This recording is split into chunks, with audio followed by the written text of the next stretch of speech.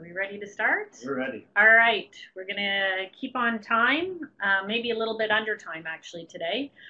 For those of you who don't know me, my name is Sandra Dorman and I'm the director of M-CROSH, and with me today presenting is Caleb Leduc. He is our research development manager and he is also a PhD candidate at M-CROSH.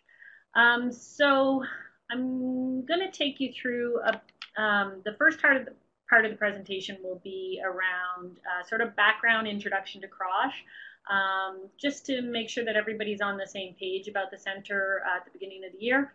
And then Caleb's going to take over and talk more specifically about the mobile lab and the upcoming tour. If you have any questions, there's opportunity for you to type them in onto your home screen. Caleb's going to be monitoring that and letting me know if anything comes up. So if we're ready to go, I'll jump to the first slide. So here is our overview of the center. So first and foremost, I mean, we've been around since 2008, but I would say, you know, the ball really started rolling more in the last 5 years. And I'm not going to read through our entire mission statement, except to highlight a couple of things, which is specifically, you know, our mandate is around Northern Ontario and bringing together workplaces, communities, researchers to work on Northern Ontario's critical issues and try and solve them. Similarly, if we look at our specific vision statements, I kind of underline two because they will really link up with the tour that Caleb's going to be talking about next. And so you can see the first one is you know, one of our mandates is to engage with workplace parties in all phases of research. And the second one there is that we also want to really develop a better framework to facilitate knowledge sharing so that we can ensure that any research results that come out aren't just going to be publications, but that they're going to actually go back to the workplaces in a way that's, you know, meaningful in terms of communication for them. So I also, you know, just a couple of other minor points. We do have an overarching board, advisory board, that connects us with communities and community workplaces.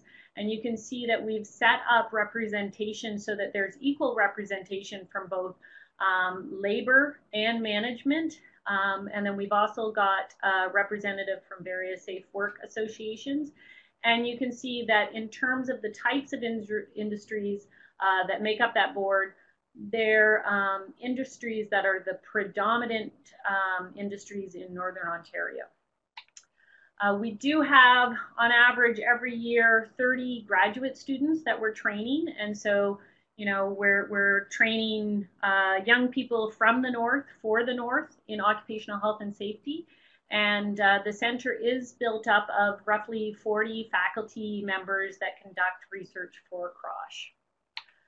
And I guess, you know, the other message around this picture, if I backtrack for a second, is, you know, I talk a lot about Northern Ontario because that's certainly a focus area, but it's not to say that the issues in Northern Ontario aren't relevant across the world, because they are. A lot of the same challenges that we face are challenges that many communities face. And so accordingly, our researchers are presenting their work globally.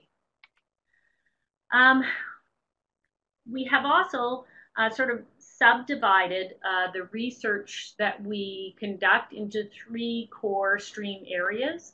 And I've just highlighted them here: human factors and ergonomics, occupational health and wellness, occupational physiology and environment. And on the right-hand side of the screen, where you see, you know, some of the words like vibration reduction and mental health, those are not a comprehensive list. They're just some examples of the type of research that fall within those 3 streams. Okay, then how do we, you know, conduct research? And I think this is really one of the things that makes M-CROSH special and really fantastic. I'm going to brag about M-CROSH. Our approach to research is a field to lab to field research philosophy. So you can see I've short formed it there, F to L to F. The F's are field and L is lab. And basically what that means is it goes back to our vision mission, which is we want to engage workplace parties in all phases of research, and we don't want to be coming up with the problem. We want the workplaces to be identifying what their problems are so that we can help solve them. So first and foremost, we need to go into the field, go into the workplace, understand what the problem is. And often that's going to involve some kind of level of data collection so that we can describe the problem. Once we think that we understand the problem, we bring it back into the lab. And ideally, in the lab part, we're going to be able to troubleshoot some solutions to the problem. If we come up with a meaningful solution to the problem and we've tested it out in the lab, then we want to bring it back to the field to evaluate it in the field. This is critical. Most of you know that an idea that works in a laboratory setting and sounds great doesn't always work in the field setting. And if you try and market something before it's ready to be marketed and it falls down, then you've lost a potential solution, right?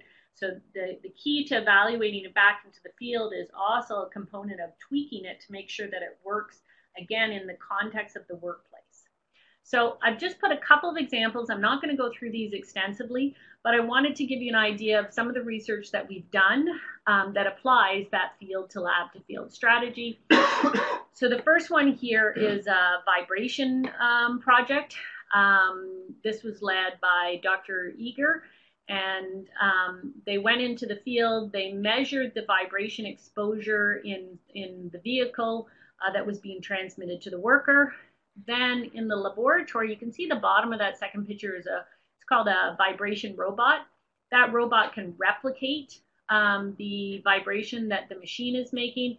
And then they were able to try out different seats and see which ones were best able to mitigate the vibration. Once they had identified the right seat, they bring it back in, install it in the vehicle, and then again confirm that even in the workplace there's vibration reduction. This study here is an example of some of the line of sight research that Dr. Godwin leads.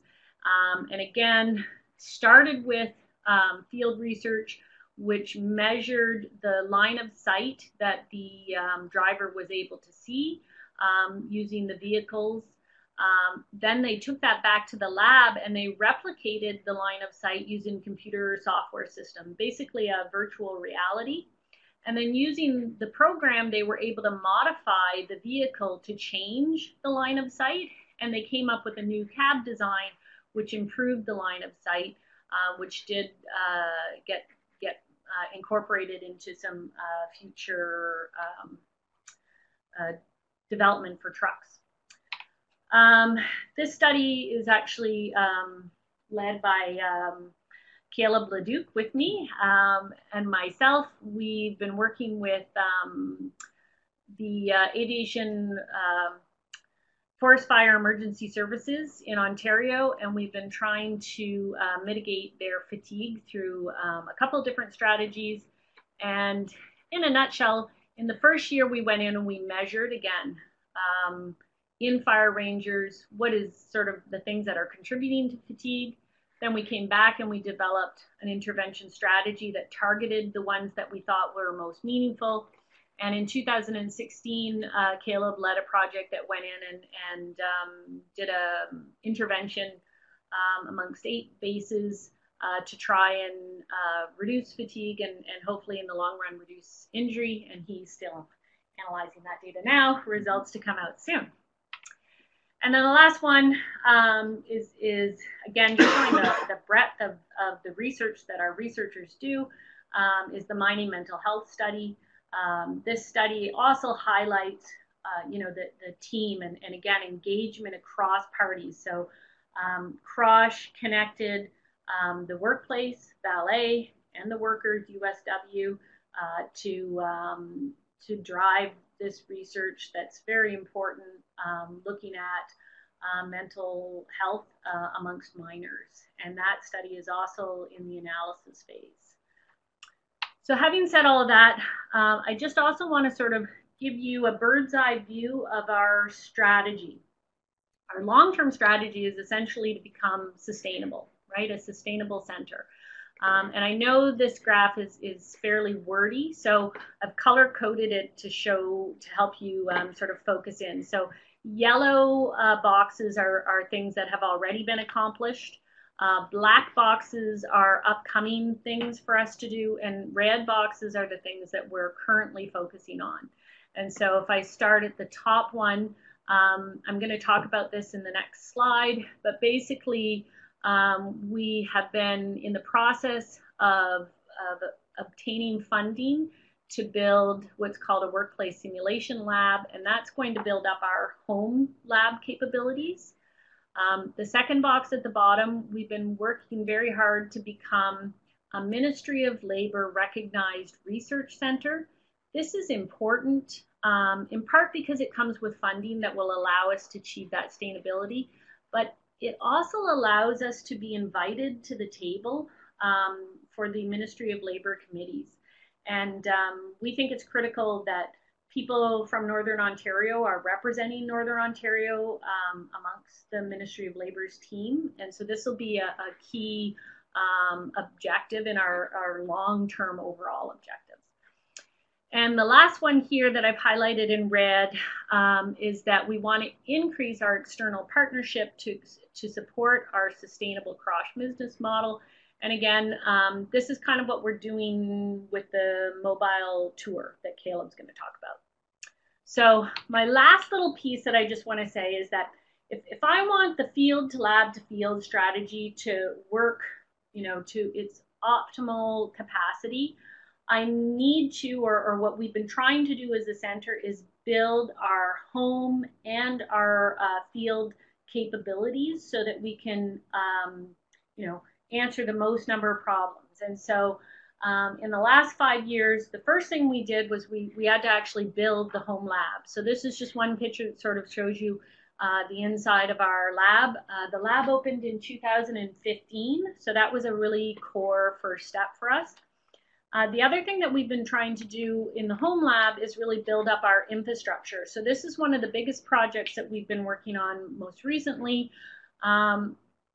This should open in fall of 2018. Almost all of the funding is in place. This entire project is a little over $600,000. And if you look at the components, there's 3 pieces of infrastructure in this. The first one on the far left is the vibration robot. So this will allow us to replicate in 3 dimensions the vibration that a worker could be exposed to in the workplace. And it also, you can imagine, I showed you that picture of the seat. You can put boots on here. People can sit on it. People can stand on it. This will really facilitate vibration research studies. The second picture in the middle is showing you our environmental chamber. So this is a walk-in chamber that allows us to set both the temperature and the humidity to replicate a workplace as well. And what's really cool is that this robot is going to be on like rails, and it's going to be able to slide into or slide out of that chamber. And actually, if I tie on the third piece before I connect that, we've also got, they look like eyeglasses. They're an eye tracker. These use a computer software program to tell you what the person is looking at, or another way of saying that is what the person is paying attention to. So all 3 of these pieces of infrastructure can be used separately. So for example, you could use the eye tracker in the field to see what a worker is paying attention to on a computer screen.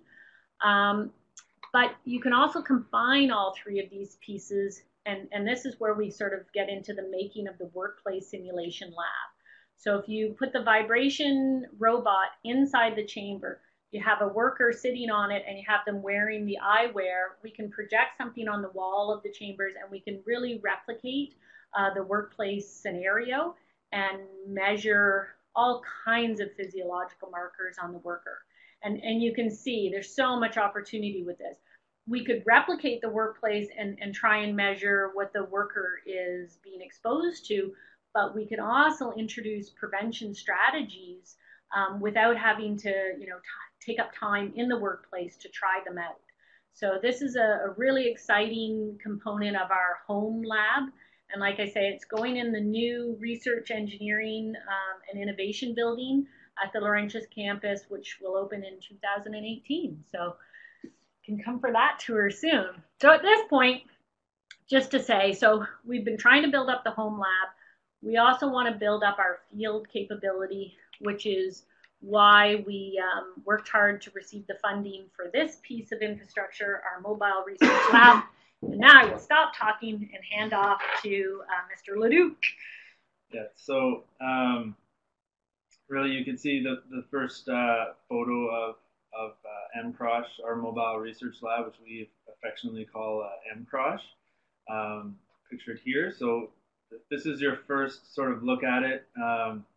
This mobile research lab was purchased again with an investment from the Ministry of Labor, really in expanding our reach into Northern Ontario. So up until this point in our center's history, the majority of our research projects have been within a very small radius around Sudbury, which has gone to some various communities. But then when we try and reach outside of that to the rest of northeastern and northwestern Ontario, it becomes particularly challenging for us in terms of moving some of our equipment around and personnel and individuals around the province to collect data. So this is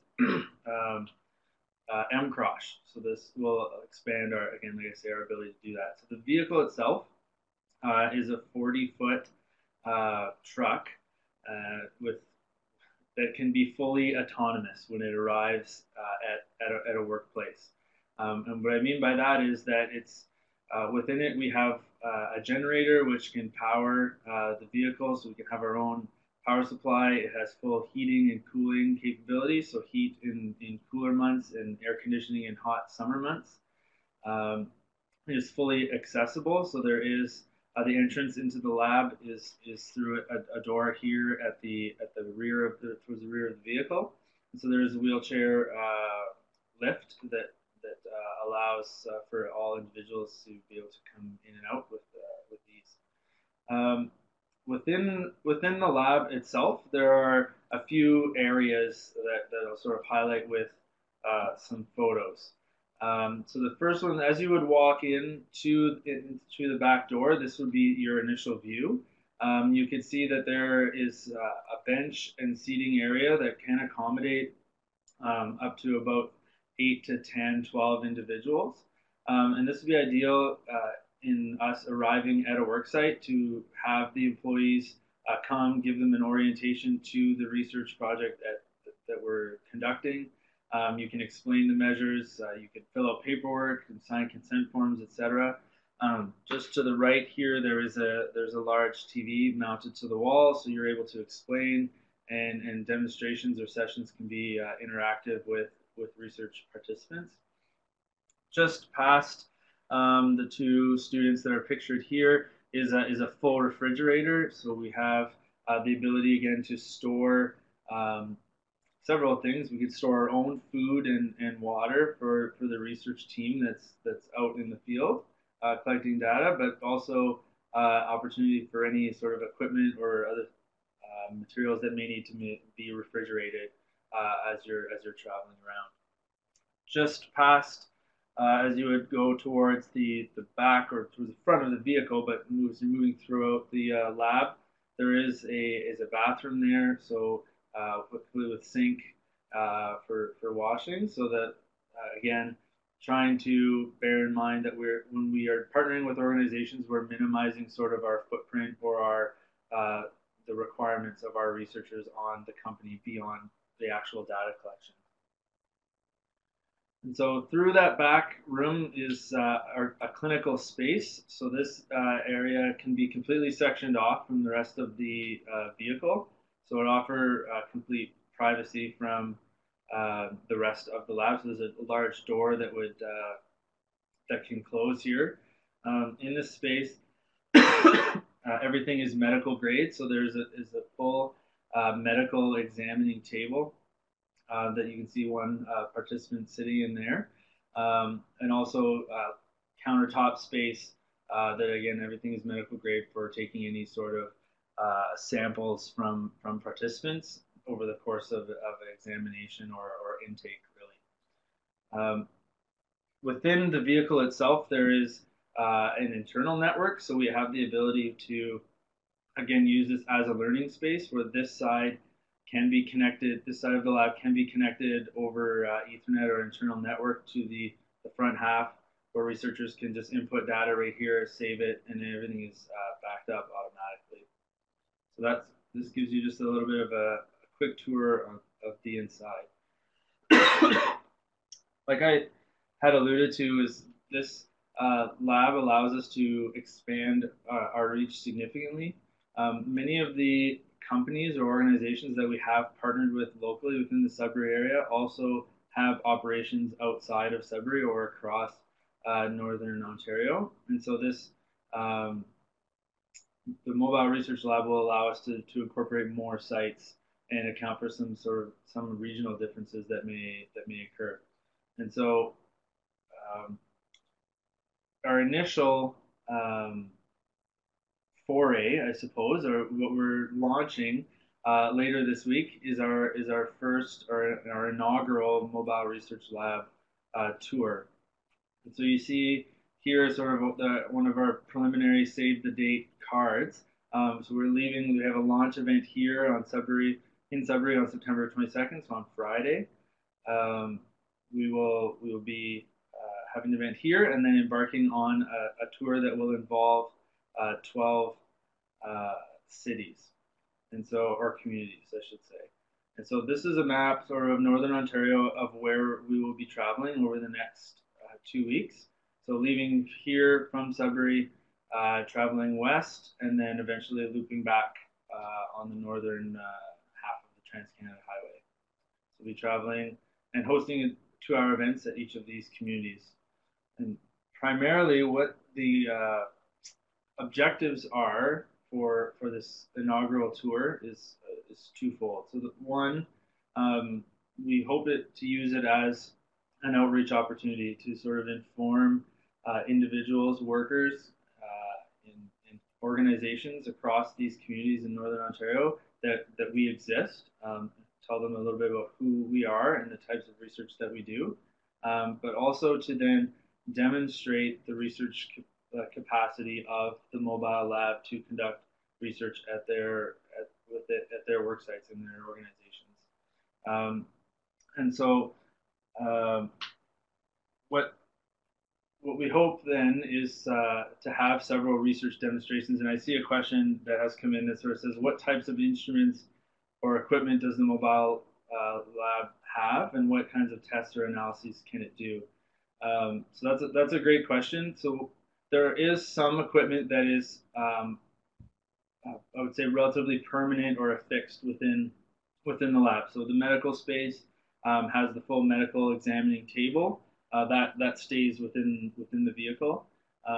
What other tests can be done?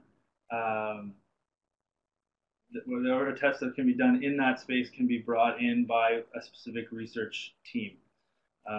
Again, in the training space, in that initial room, we have their TV mounted to the wall, sort of our own network capabilities. That stays there and is there all the time.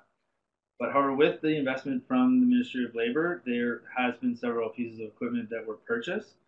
So there are several psychometric instruments or survey instruments that have been purchased that can be administered, obviously, in the truck and then scored with software on the computers right there. We also have, as Sandra was mentioning, an eye tracking system. So that can be brought in a suitcase with us and set up there. So we will be bringing that on our tour and demonstrating the capabilities of that for evaluating sort of line of sight and that type of research. But we also are excited about a new approach, I think, to research is the development of toolkits. So we have a vibration toolkit that we will be bringing with us within the lab that is really used as a vibration management program within, or can be used as a vibration management program with organizations. So we'll have some of those. So really, the lab itself, Sandra might want to jump in, but is meant to be the space that we can operate within at any work site, and then really much of the technology or equipment that we have purchased here at the lab can be brought into the truck and then transported around as the organizations may need.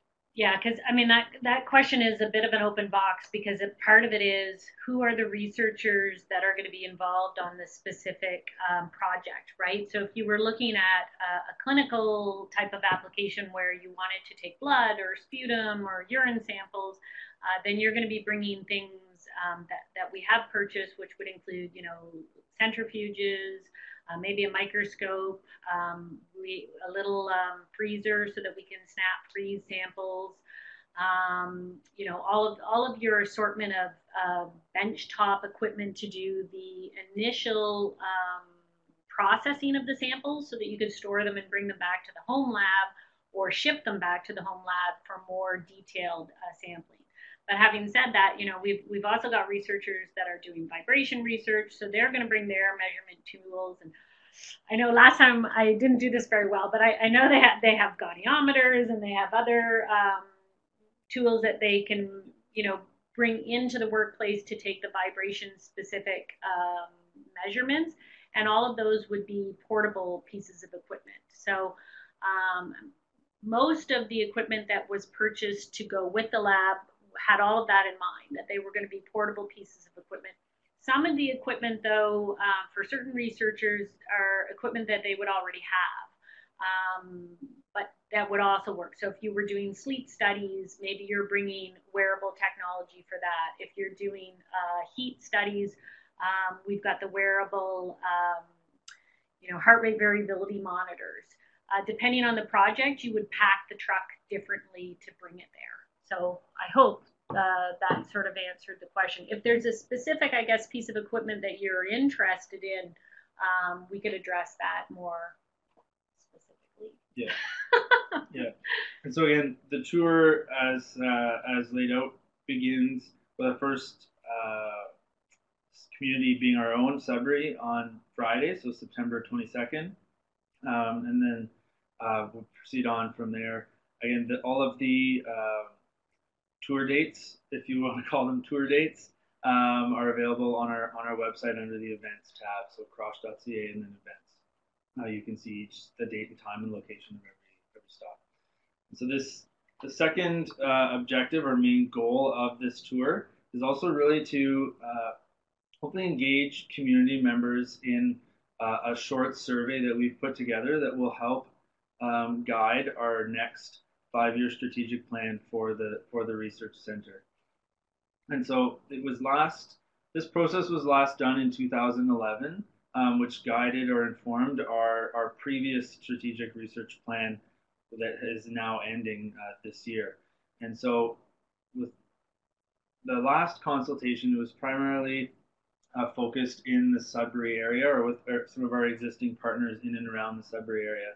And we identified some of the themes or health and safety needs of our community, as you can see them on the screen there. So mental health emerged several times, heat stress, MSDs, and a little bit of some issues around training effectiveness and intervention, et cetera. So much of our research over the last 5 years has been conducted in response to the needs that emerged from that round of community consultation. So we really hope that the upcoming tour will help us identify what they are in Northern Ontario at large. And so this is just a small snapshot of the types of questions we'll be asking as we travel around to the 12 communities.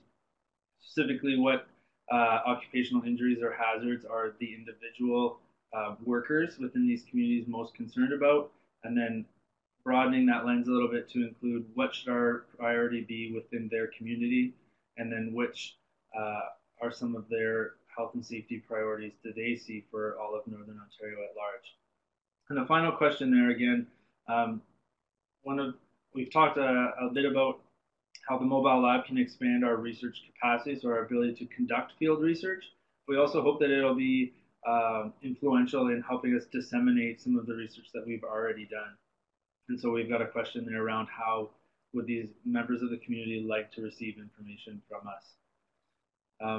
I had mentioned at the outset that the Mobile Research Lab again was established primarily with support from Ontario Ministry of Labour, so an investment on their part, and then with support from the Goodman School of Mines, which is here on campus at Laurentian University, and Workplace Safety and Prevention Services, so WSPS. So this the lab that you see and the tour would not be possible without their support. And of course, as Sandra was alluding to, much of our capacity to conduct research is also thanks to several other partners. So our ability to have some of the other equipment that can go into the lab and be portable and go out is thanks in large part to several other supporting organizations. And so really we'll wrap up there. And I would encourage those to follow our journey along online. So using various social media platforms. Again, the hashtag M-CROSH is just a generic one that we will use all the time. So if you're on Twitter, Instagram, or Snapchat, whatever you're on, you can find out what M-CROSH is up to using the hashtag M-CROSH. And then specifically as it would relate to the tour, we'll be using M-CROSH Northern Tour. So that sort of wraps the formal presentation component. I'll throw in, if you haven't had a chance to check out our website, we've put up a brand new website this summer that was also led by Caleb actually, and it looks fantastic, and the information about M-CROSH is on there as well. So please do go look at our website when you get a chance. And this whole video has been recorded and will be available on the website afterwards. So if you want to share it with somebody after the fact, or you know, fast forward through to certain points, you're welcome to do so. And then I think from there, I'll just ask if there's any other questions. Hopefully some of you will make it out to some of the various communities that we'll be heading to, and you can come tour it in person if you haven't already. And we can answer your questions in person, but I don't have my glasses on with